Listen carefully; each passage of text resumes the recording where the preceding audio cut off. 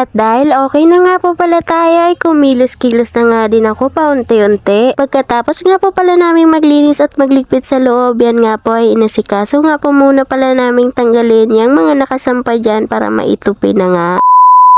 Magandang araw! At dahil wala na naman nga po palang pasok yung aryang nyo dahil district meet nga po pala nila ngayon, ayan nga po ay umasikaso na naman nga po pala kami maglinis at magligpit. Laking pasasalamat ko talaga nung pinagpawisan na nga ako ng husto kasi nga po ilang araw nga din talaga ako hindi pinagpawisan kaya ayan ngayon tagaktak ngayong pawis ko kalilinis at kaliligpit. Tara po kain po tayo. Ayan nga po ay may libreng pamerienda nga po yung kapitbahay namin. Birthday po kasi ng isa niyang anak kaya ayan nakatikim na naman yung mag-ina ng spaghetti at pansit. O diba busog na naman sila saktong-sakto sa gutom.